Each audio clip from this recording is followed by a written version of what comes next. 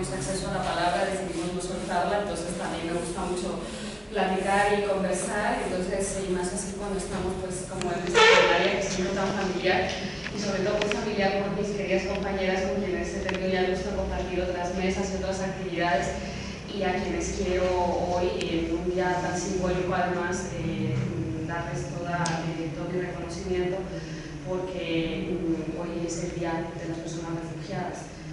Y si ustedes se dan cuenta, las redes sociales están llenas del hashtag Día del Refugiado y las mujeres seguimos sin aparecer por ninguno de los sitios.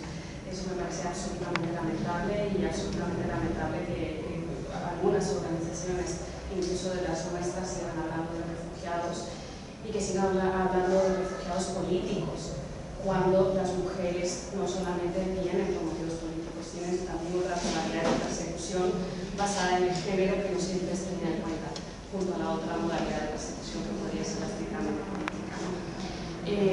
Bueno, como les comentaba Gloria, yo soy de la Asociación de Mujeres de Guatemala. Voy a intentar abordar muy rápidamente un poquito sobre el conflicto armado de Guatemala, que como ustedes saben tiene unos vínculos muy profundos, sobre todo en materia de acceso a la justicia con España, con el vilipendiado y atacado principio de jurisdicción universal y las instituciones de la justicia universal también están vilipendiadas y atacadas, pero se mantiene este vínculo. Entonces, voy a intentar fundamentar unos 4 puntos muy breves y así pues por el debate y el resto del debate ya conversamos un poco más extensamente si acaso se pudiera. Como ustedes saben, el conflicto armado en Guatemala duró casi 4 décadas. Fueron 36 años de una conflictividad en un país con muy pocos millones de habitantes, no llegaba ni siquiera a los 10 millones de habitantes, y fue un conflicto armado que se saldó con 250.000 de personas entre asesinadas y desaparecidas.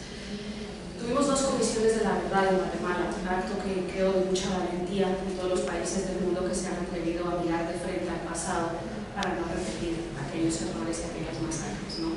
Algo que, como ustedes saben, sigue pendiente en España.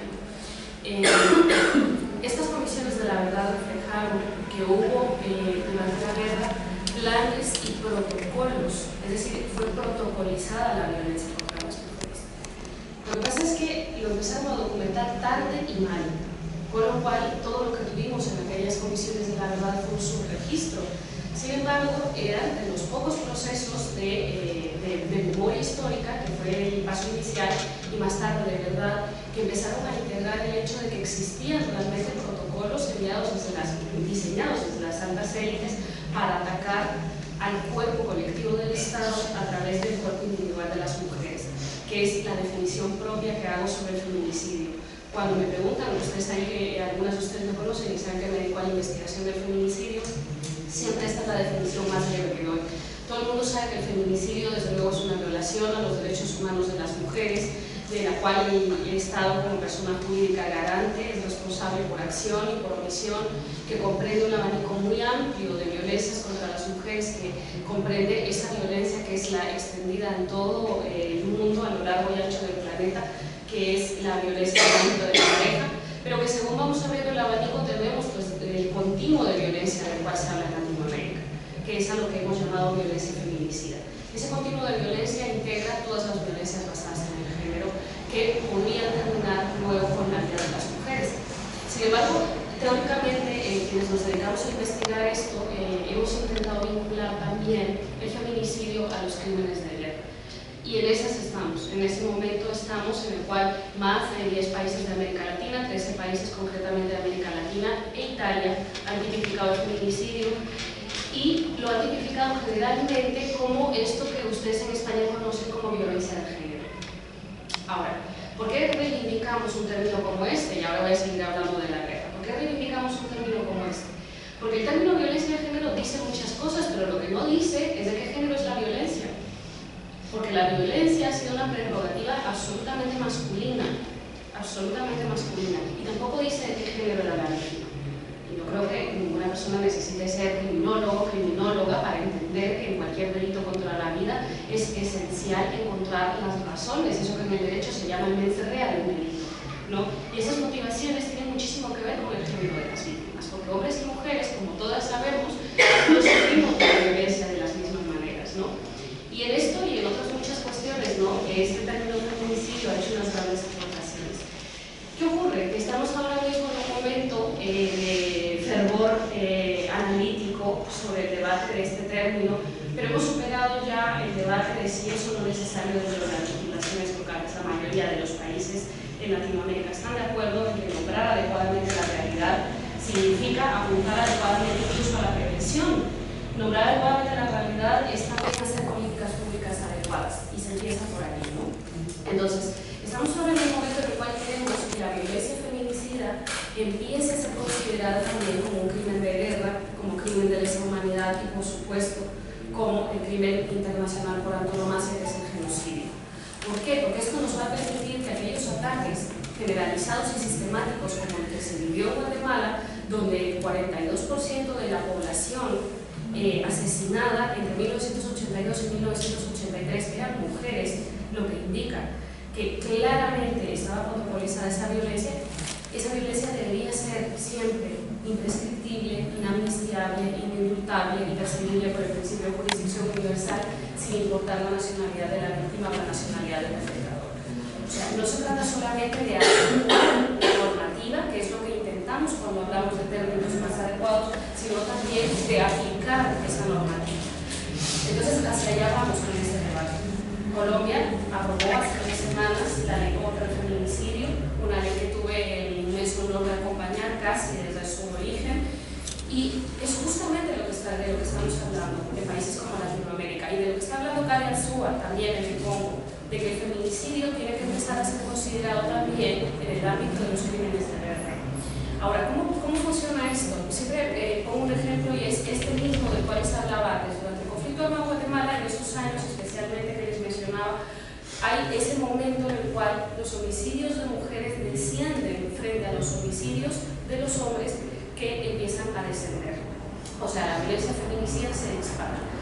Y esto, por supuesto, debería alertarnos siempre, porque eso quería decir que todo el derecho de la guerra, es decir, el derecho de Ginebra y el derecho de la Haya, pues evidentemente los estaban quebrantando en un estado infractor, el derecho mismo de la guerra, ¿no?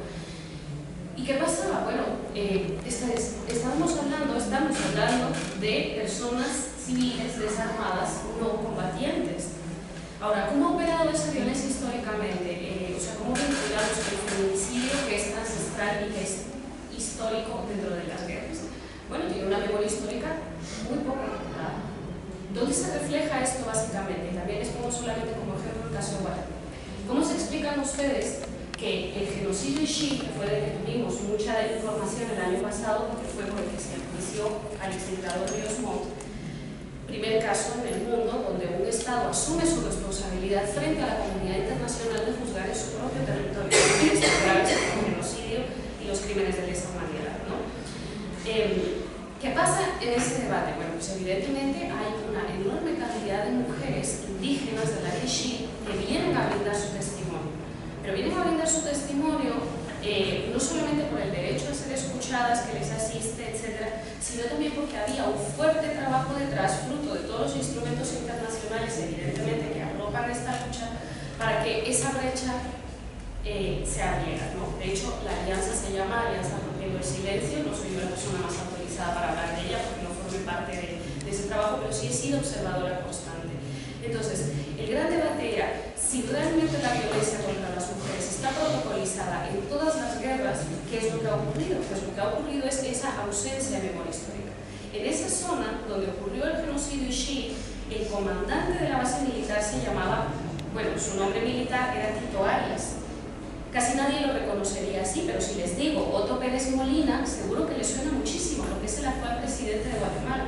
¿Cómo puede ser posible entonces que si hubo esos crímenes tan graves contra la población civil desarmada no combatiente, alguien llegara a ser presidente de Guatemala? Entonces yo siempre digo que es la falta de memoria histórica. Si la mayoría de la población civil eran mujeres, niños y niñas, las atacadas, ¿quiénes son las voces autorizadas entonces para impugnar ese discurso patriótico de los armados, del cual María Eva Ruiz habla muchísimo y con quien estoy totalmente de acuerdo? Las voces autorizadas para impugnar ese discurso patriótico son las mujeres, siempre.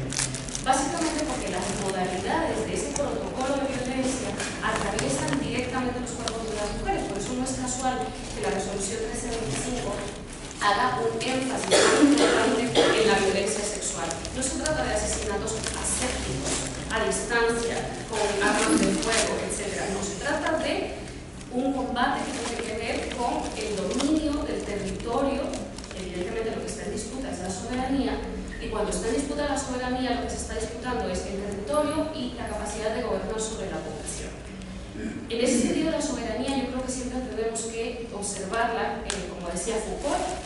El soberano, dice Foucault, no es aquel que decide sobre la vida de las personas, es el que decide sobre la muerte.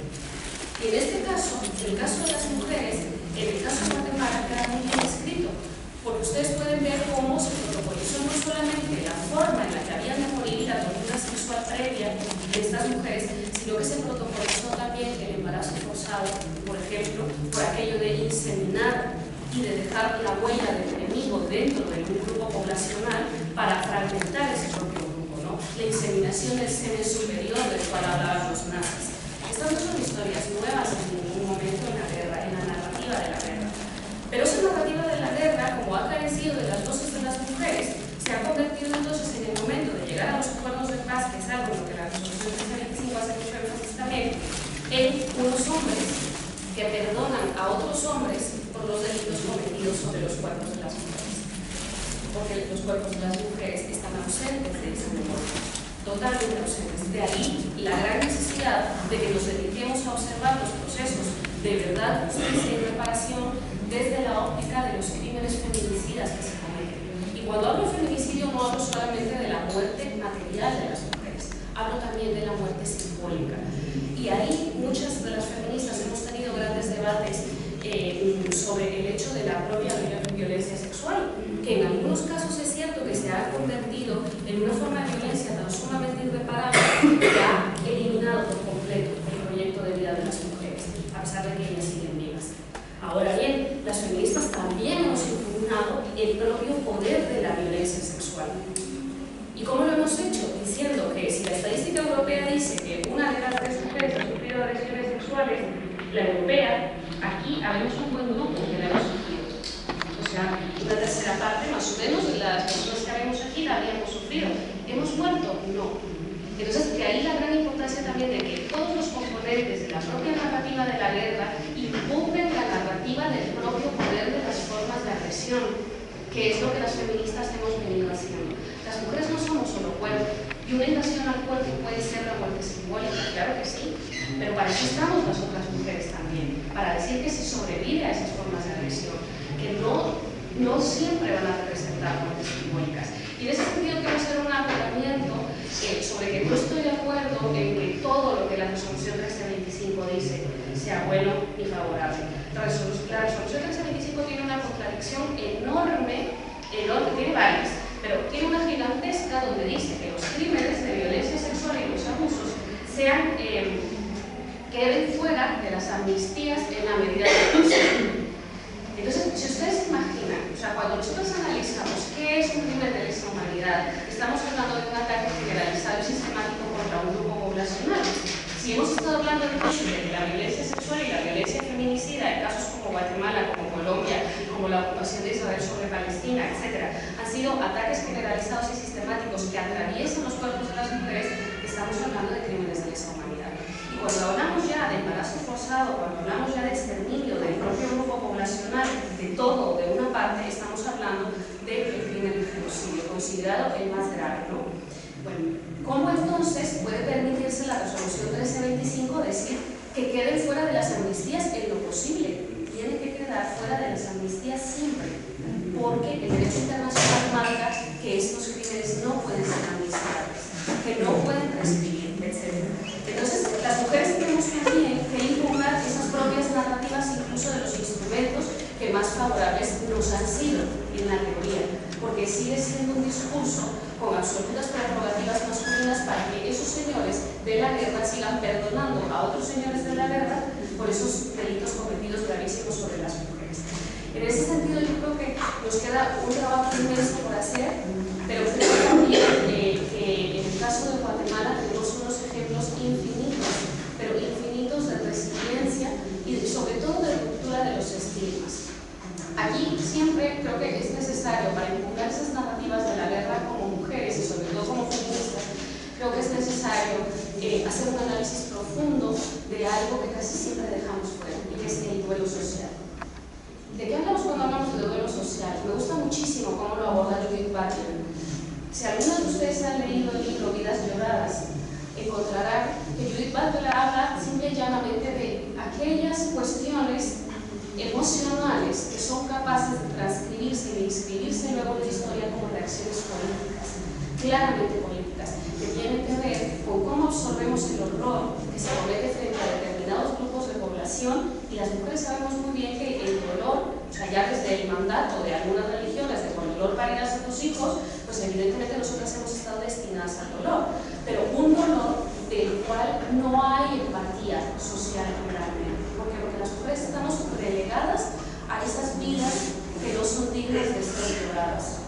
Y en la violencia feminicida, que es la que impera a lo largo y ancho de toda la guerra, lo vamos a encontrar siempre por sistema. Vidas que no valen lo mismo que las otras. Cuando hablaba de las refugiadas políticas, hablaba hace un momento, ¿no?, de esa figura, ¿no?, de la refugiada política. Pero ¿qué pasa de la mujer que huye de la violencia sexual contra sus hijas? Amenazadas, no necesariamente violencia perpetrada, ¿no? Bueno, me dicen que debo ir terminando muy amablemente. Que todos tenemos que terminar. Entonces, creo que lo fundamental de toda esta historia, para concluir, y si luego quieren podemos conversar más a fondo, es tomar ejemplo de cómo las mujeres indígenas, que fueron quienes se sentaron delante de los perpetradores del río Montt, fueron capaces de romper ese estigma y fueron capaces de hacer que el estigma acabara, porque ¿qué hace el estigma con las poblaciones? Las hace decaer como bien jurídico protegido del Estado, las hace convertirse en vidas no violadas y en vidas prescindibles. Y creo que en eso es en lo que más tenemos que trabajar. Por eso es que me alegra muchísimo que podamos tener este tipo de conversatorios, porque al final el estigma se rompe siempre con el acceso a la palabra. Muchas gracias.